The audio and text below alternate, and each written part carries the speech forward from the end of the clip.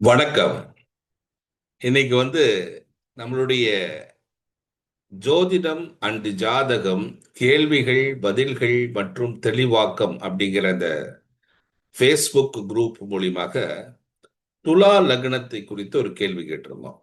துலா லக்னத்திற்கு எந்தெந்த கிரகங்கள் நல்ல கிரகங்கள், எந்தெந்த கிரகங்கள் மோசமான கிரகங்கள், எந்த கிரகங்கள் கொல்லும் தன்மை வாய்ந்தது, எந்த கிரகங்கள் ராஜயோகத்தை கொடுக்கக்கூடியது, இதை பற்றியெல்லாம் பார்க்கக்கூடிய ஒரு ஆஹ், இடமாக இன்றைக்கு நான் பார்க்கப்படுகிறேன். அப்ப இன்னைக்கு பார்க்கும் பொழுது இன்றைய ஜாதகம் ஒரு துலா லக்ன ஜாதகம் ஜெய் கணேஷ் அப்படிங்கிறவர்களுடைய ஃபேஸ்புக் குரூப்பினுடைய மெம்பர் ஒரு கேள்வி கேட்டிருந்தாரு. தன்னுடைய ஜாதகத்தை மட்டும் கொடுத்து தயவு செய்து இந்த ஜாதகத்தை பாருங்கள் என்று கேட்டிருந்தார். துலா லக்னத்தை குறித்து உள்ள ஜாதகம். அப்ப ஜாதகம் பார்ப்பது என்பது பல விதத்துல பார்க்கலாம். அதுல லக்னத்தை மட்டுமே அடிப்படையாக வைத்துக் கொண்டு இருக்கக்கூடிய கேள்விகள் இந்த கேள்வி ஆகியதனால் அதை மட்டும் வைத்துக்கொண்டு ஒரு அனாலிசிஸ் செய்யலாம் அப்படிங்கிறது தான் இந்த வீடியோவினுடைய குறிக்கோள். துலா லக்னத்திற்கு 3 கிரகங்கள் மோசமான கிரகங்களாக இருக்கும். அது என்னவென்றால் குரு, சூரியன், செவ்வாய். இந்த 3 கிரகங்களும் நல்ல கிரகங்கள் கிடையாது. நல்ல கிரகங்கள் என்று சொல்ல போனால் அதற்கு சனி பகவானும் புதனும் மட்டும்தான் துலா லக்னத்திற்கு நல்ல கிரகங்கள். ராஜயோகத்தை அளிக்கக்கூடிய 2 கிரகங்கள் சந்திரனும் புதனும். கொல்லும் கிரகம் செவ்வாயும் இன்னொன்று குருவையும் மிக கவனமாக அந்த துலா லக்னக்காரர்களுக்கு பார்க்க வேண்டும்.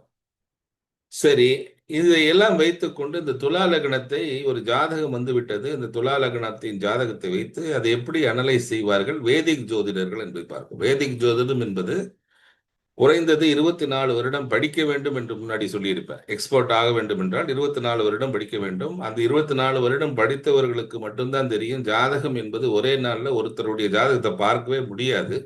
அப்படி யாராவது பார்க்கிறேன் என்று சொன்னால் அது உங்களை ஏமாத்துவது மட்டும்தான் என்பதை புரிந்து கொள்ளுங்கள். ஏன்னா மனிதனுடைய வாழ்க்கை என்பது ஒரே நாள்லயோ 1 மணி நேரத்திலேயோ பார்க்க முடியாது என்பதுதான் நிதர்சனமான உண்மை.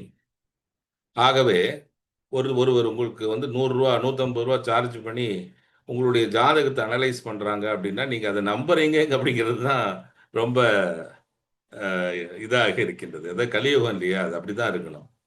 ஏனென்றால் ஒரு மனிதனுடைய ஜாதகத்தை 24 வருடம் படிப்பதற்கே ஆகும் என்றால் அதனுடைய பலனை அனலைஸ் சொல்வதற்கு எவ்வளவு நேரம் ஆகும் இல்லையா? அப்ப அதைத்தான் இந்த நம்மளுடைய நார்மலாக இருக்கக்கூடிய மனிதர்கள் புரிந்து கொள்வதில்லை. அப்ப எளிமையாக இருக்கிறது என்று கிடைத்து ஒரு சீப்பான ப்ராடக்டை வாங்கிட்டு வரீங்க. வாங்கிட்டு ஒரே நாள் தான் டிரான்சிஸ்டர் போடுது. அப்புறம் அது சைனாவோட மேக், அதனாலதான் அப்படி இருக்கு அப்படின்னு குறை சொல்றது. வாங்கினது யாரு? நீங்க தானே. அப்ப அதற்கான பலன் நீங்களும் தான் பெறணும். அப்ப இது போன்ற ஜோதிடர்களும் நீங்கள் போய் தன்னுடைய லைஃபையே இது போன்ற பல முக்கியமான தருணத்தில் கொண்டு வைப்பது என்பது ஆடை நேரா வெட்டுவதற்கு வைப்பது போன்றது. அது மாதிரி அதுதானே உண்மை, நிதர்சனமான உண்மை அதுதான். சரி, இன்னைக்கு அவருடைய ஜெய் கணேஷுடைய ஜாதகத்தை இன்று பார்க்கலாம். அவருடைய ஜாதகத்தில் இந்த துலா லக்னம் அவருடைய ஜாதகத்தில் பிறக்கின்ற பொழுது அவர் கொடுத்த டைம் பிரகாரம் எப்படி இருக்கு என்பதை பார்ப்பதற்காக இந்த வீடியோ. இப்போ உங்களுக்கு அந்த ஜாதகம் வந்திருக்கும் அப்படின்னு நம்புறேன். ஸ்கிரீன்ல வந்திருக்கும் என்று நம்புகிறேன். இப்ப நீங்க பாத்தீங்கன்னா இவருடைய ஜாதகத்துல இப்படிப்பட்ட ஒரு அமைப்பு அவர் கொடுத்திருந்தாரு. ஜூலை 20, 1993 இதான் அவர் கொடுத்த டீடைல்ஸ். ஸோ இது ஜூலை 20, 1993 13:30 பாண்டிச்சேரி என்று சொல்லும்போது பூச நட்சத்திரம் வரும். சரி, வைத்து லக்னம் கரெக்டாக பார்த்தா லக்னம் கரெக்டாக வந்திருக்கிறது. குரு எங்க இருக்காருன்னு பாத்தீங்கன்னா முதல் பிரச்சனை அந்த துலா லக்னத்துக்கு குரு தான். குரு 12ஆம் இடத்துல இருக்கிறார். 12ஆம் இடம் என்பது ஒரு மனிதனுடைய மைண்ட் எப்படி ஒர்க் செய்யும் என்று சொல்லக்கூடிய ஒரு இடமாக, இம்பார்ட்டன்ட் கிரகமாக பார்க்கப்படும். ரெண்டாவது அடுத்த மோசமான கிரகம் என்பது சூரியனும் செவ்வாயும். அவங்க 2 பேரும் எங்க இருக்காங்கன்னு பார்த்தீங்கன்னா 10, 11வது பாவத்துல இருக்கிறாங்க. இப்ப இவருக்கு தொடர்ந்து பார்த்தீங்கன்னா 10, 11, 12 பாவங்கள்ல செயின் கோத்த மாதிரி இந்த பாவிகள்லாம் உட்கார்ந்துருக்காங்க. 10ஆம் என்பது தொழில் ஸ்தானம். 11வது இடம் என்பது துலா லக்னத்திற்கு அது ஒரு பாதக ஸ்தானமும் அதுவே இன்கம் ஸ்தானமும். இப்போ லாபத்தை பார்க்கக்கூடியதும், வேலைக்கு சென்றால் பைசா கிடைக்கக்கூடியதும், பிசினஸ்ல சென்றால் லாபம் பார்க்கக்கூடிய பாவமும் அந்த பாவமே. பலவிதமான லாபங்கள் நம்மளுடைய வாழ்க்கையில் வருவதற்கும் அந்த பாவம் உதவி செஞ்சதான் முடியும். குருவும் 12வது இடத்துல இருக்காரு. 12வது இடம் என்பது ஒரு மனிதனுடைய செயல்பாடுகள் மட்டுமல்லாமல் ஒரு ஜாதகத்தின் மிக முக்கியமான ஒரு பாவம் என்பது ஒரு மனைவியை இல்லைன்னா ஒரு பார்ட்னரை தேர்வு செய்யப்படுவது அந்த 12ஆம் பாவத்துல தான் நடக்குது. அதனாலதான் 12ஆம் பாவம் என்பது திருமண பாவத்துல 7ஆம் பாவத்தை விட 12ஆம் பாவத்துக்கு மிகப்பெரிய ஒரு பொறுப்பு இருக்கிறது. கரெக்டான மனைவியை தேர்ந்தெடுக்கிறோமா, கரெக்டான பார்ட்னரை தேர்ந்தெடுக்கிறோமா என்பதை பார்ப்பதற்கு மிக முக்கியமான ஒரு ஒரு இடமாக அது பார்க்கப்படும். ஆக இவருடைய ஜாதகத்தில் இருக்கக்கூடிய அந்த அமைப்புகள் எப்படி இருக்கு அப்படின்னு பார்க்கும் பொழுது, அவர் பிறந்திருக்கக்கூடிய நாள் செவ்வாய்க்கிழமை. செவ்வாய்க்கிழமை அப்படிங்கும்போது செவ்வாயை குறிக்கக்கூடிய கிரகமானது நம்மளுடைய செவ்வாய் 11வது இடம் என்று சொல்லக்கூடிய பாதகஸ்தானத்தில் இருக்காரு. பாதகாதிபதியாக இருக்கக்கூடிய சூரியன் திக்பலம் பெற்று 10வது இடத்துல துலா லக்னத்துக்கு மோசமான ஒரு கிரகம். அவர் சந்திரனுடன் இணைந்திருக்கிறார். ஜென்ம சந்திரனுடன் இணைந்திருக்கிறார். சரி, இப்ப நடந்து கொண்டிருக்கிற இவருடைய வாழ்க்கை, இவருடைய வயது என்பது 33 வயது. 32 முடிந்து 33வது வயதை கடந்திருக்கிறார். வேதிக் ஜோதிடத்துல 33 அப்படிங்கிற வயசு தான் இம்பார்ட்டன்ட். இந்த வயதுல அவருடைய இமேஜ் அவருடைய இமேஜ் சொசைட்டியில் இருக்கக்கூடிய அவருடைய அந்த இமேஜ், இப்ப இமேஜ் என்று சொல்வது எதை குறிக்கிறது என்றால், ஒரு சொசைட்டி அவரை குறித்து எப்படி பேசுகின்றார்கள், அண்டை அயலார், உறவினர்கள், அவருடைய பந்தப்பட்ட சிறு வயதிலிருந்தே தெரிந்தவர்கள் எல்லாம் எப்படி பேசுவார்கள் இந்த தருணத்தில். அதை எப்படி பேசுவார்கள் அப்படின்னு கேட்டீங்கன்னா, அவருடைய வாழ்க்கையில் திருமணம், பார்ட்னர்ஸ், இந்த 2 இம்பார்ட்டன்ட். திருமணம், பார்ட்னர்ஸ். திருமணம்னு சொன்னா திருமணத்தினுடைய பார்ட்னர், பிசினஸ் என்று சொன்னால் பிசினஸ் உடைய பார்ட்னர். இது 2ல இருந்தும் ஏதாவது ஒரு விதத்துல அவருக்கு இந்த 24ல இருந்து 36 வயதுக்குள் நடக்குகின்ற அந்த தருணம் ஒரு நல்ல தருணம் அல்ல என்பதை காண்பிக்கிறது. அது ஏன் நல்ல தருணம் அல்ல அப்படின்னா, அந்த இடத்துல தன்னுடைய திருமணம் அமையக்கூடிய அந்த பார்ட்னருக்கும் அவருக்கும் ஒரு சில பிரச்சனைகள் ஏற்படுகிறது. ரோகபாவம், சத்ருபாவம் எல்லாம் அந்த பாவத்திலேயே ஒட்டி உருவாடி கொண்டிருக்கின்றது. இதையெல்லாம் ஒரு நல்ல பார்வையாக நான் பார்க்க முடியாது. அதை இந்த குரு பகவான் பார்த்து கொண்டிருக்கிறார். அவருடைய இருக்கிறதுலே நல்ல கிரகமாக இருக்கக்கூடிய மெர்க்குரி பாதகஸ்தானத்தில் இருக்கிறார். அவர் பாதகஸ்தானத்தில் மட்டுமல்ல, மிகப்பெரிய பாதகஸ்தானத்தில் அவர் மாட்டிக்கொண்டு விட்டார். சுக்கிரனும் கேதுவும் மிக மோசமான நிலையில் இருக்கிறார்கள். சனி பகவானாவது இருக்காரா நல்ல நிலைமையில அப்படின்னு கேட்டீங்கன்னா, அவரும் ரெட்ரோகிரேட் ஆகிவிட்டார். ரெட்ரோகிரேட் ஆகி அவருக்கும் பாவத்தின் அடிப்படையில் ஒரு மிகப்பெரிய ஒரு இடம், ஸ்தானம் அவருக்கு கொடுக்கப்படவில்லை. அப்ப அவருமே ரெட்ரோகிரேட் ஆகி சந்திர பாவத்திலிருந்து 8ஆம் பாவத்தில் இருப்பது அது ஒரு நல்ல ஒரு பாவம் அல்ல என்பதையும் புரிந்து கொள்ள வேண்டும். ஆக இந்த இந்த மனிதருக்கு திருமணம், பார்ட்னர்ஸ், இவர்கள் எல்லாம் அது அகைன் நான் திருமணம் பார்ட்னர் என்று சொல்வதை நீங்க தயவு செய்து 2 அர்த்தத்தை புரிந்து கொள்ள வேண்டும். திருமணம் செய்து கொள்ள வேண்டும் என்றால் ஒரு பார்ட்னரை கைவிடிக்க வேண்டும். பிசினஸில் சென்றால் ஒரு பார்ட்னரை நாம் தேர்வு செய்து நம்மளுடைய பிசினஸ்க்கு கொண்டு வர வேண்டும். இந்த இரு செயல்களும் இந்த 24, 36 வயதில் செய்தால் அவருக்கு ஒரு மிகப்பெரிய பாதகத்தை ஏற்படும். அதை மட்டுமல்ல, ஒரு சத்துருஸ்தானமும் ரோகஸ்தானமும் இதெல்லாம் இருக்கும் காரணத்தில் அதில் சண்டை சச்சரவுகளும் பிரச்சனைகளும் டிஃபிகல்டிஸும் கொண்டு வரும் என்பதுதான் உண்மை.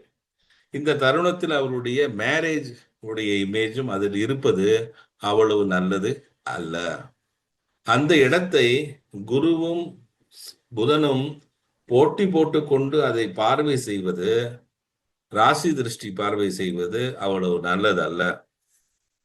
அதை நல்ல செயலாக நான் பார்க்க முடியாது. 2வது, இவருடைய ஜாதகத்தில் தற்பொழுது நடந்து கொண்டிருக்கிற 33வது வயது அதுவும் பாதகத்தில் தான் நடந்து கொண்டிருக்கிறது. ஆகவே தொழில் மற்றும் தொழிலில் இருக்கக்கூடிய லாபத்தையும், கர்மாவில் இருக்கக்கூடிய கர்மாவையும், அதன் மூலமாக இருக்கக்கூடிய லாபத்தையும் ஒரு ஒரு சில பிரச்சனைகளை அவர் நேரிடக்கூடும் அப்படின்னு போட்டிருக்காரு. அதுல பல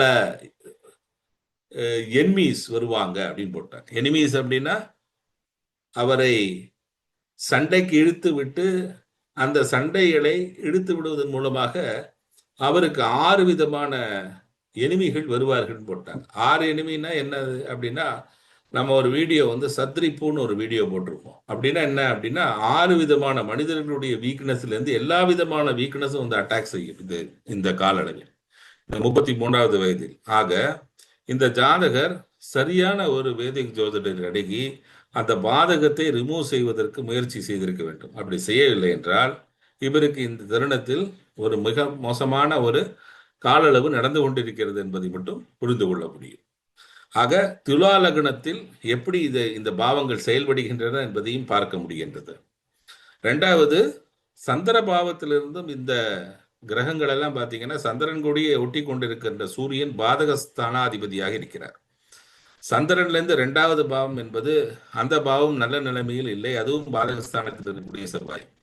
3வது ஸ்தானத்தில் இருக்கக்கூடிய குரு ஒரு ரக்ஷையை நீ வந்து ரக்ஷை செய்து வைத்துக் கொள்ளவில்லை என்றால் உன்னுடைய வாழ்க்கையில் உன்னுடைய ஜீவனாக இருக்கக்கூடிய அந்த குரு பகவான் என்ன சொல்கிறாரு, உன்னுடைய வாழ்க்கையுடைய லைஃபை கொண்டு போய் கொண்டிருக்கிற அந்த திசையில நான் வந்து பிரச்சனையை கொண்டு வருவேன்னு சொல்றாரு.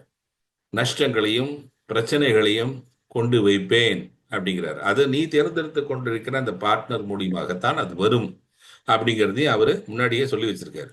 ஆக இந்த தருணத்தில் நீங்கள் எதிரிகள் அதிகமாக தாக்கத்தில் இருக்கக்கூடிய காரணத்தினால் நீங்கள் கடவுளுடைய பாதத்தை அணுகி அவரை வழிபடுவதன் மூலம் மட்டும்தான் வெற்றி பெற முடியும். அதுல செவ்வாயினுடைய தேவதைகளெல்லாம் புரிய வேண்டும் உங்களுக்கு. அவரோட எந்த தேவதை, அதுவே ஒரு கேள்வியாக வைத்து காலங்கள் ஆச்சு. அதுக்கு யாரும் இன்னும் கரெக்டா பதில் சொல்லல. செவ்வாய்க்கு யார் அதிபதி, செவ்வாய்க்கு பிரத்யாதி தேவதை யார், அந்த தேவதை தெரிந்தால்தான் அவரை வணங்கி நம்மளோட நம்மளை காப்பாற்ற முடியும் இல்லையா? அப்ப பிரச்சனை என்பது உங்களுடைய இந்த கரண்ட் டைம்ல வந்து செவ்வாயின்னு வச்சுட்டாரு கடவுள். அப்ப செவ்வாய் என்று வைத்தால் செவ்வாயை எப்படி நம்ம ரெக்டிஃபை செய்ய வேண்டும், அதை எப்படி நிவாரணம் செய்ய வேண்டும் என்றால் 2 வழி இருக்கிறது. ஒன்று, செவ்வாய்க்கு பிரத்யாதி தேவதை எல்லா தேவதையும் என்ன என்று தெரிந்தால் அது அவர்களிடம் சென்றடைந்து அவரை வழிபட முடியும்.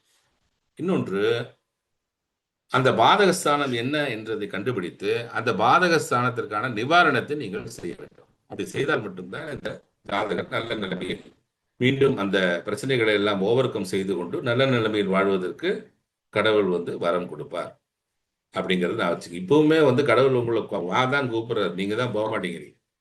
உங்களை வா வான்னு கூப்பிட்டு இருப்பாரு, நேரம் போயிருக்கணும். போய் கரெக்டான டைரக்ஷன்ல தான் போறீங்களான்னு தெரியல, அதுதான் பிரச்சனை. அப்ப இதை வச்சுக்கிட்டு இன்றைய வீடியோவை நிறைவு செய்கிறோம். ஏன்னா ஒரு ஜாதகத்தை எடுக்கும்போது ஒரு செலெக்ஷன் பேராமீட்டர் தான் எடுக்க முடியும். ஏன்னா டைம் எனக்கு ரொம்ப லிமிட்டெட். எனக்கு நிறைய டைம் இருந்தால் எல்லா ஜாதகத்தையும் எடுத்திருப்பேன். துலா லக்னத்தில் ஒரு 3-4 ஜாதகம் வந்து போட்டிருந்தீங்க. அதுல இந்த ஒரு ஜாதகத்தை மட்டும்தான் நான், அதுவும் குலுக்கல் முறையில தான் தேர்ந்தெடுத்து இவருடைய பேர் வந்தது. அதையும் நான் சொல்லிக்கிறேன். ஆக அவருடைய இன்னைக்கு அவருடைய ஜாதகம் எடுக்கணும் அப்படின்னு இருந்திருக்கு, அதனால எடுத்துக்கிட்டோம். இனி ஃபர்தரா வரக்கூடிய நம்மளுடைய குழுவில் வரக்கூடிய பல லக்னத்தின் அடிப்படையில் கேள்விகள் வரும் பொழுது நீங்கள் தொடர்ந்து பார்ட்டிசிபேட் பண்ணி கேள்விகள் கேட்கலாம். நன்றி, வணக்கம்.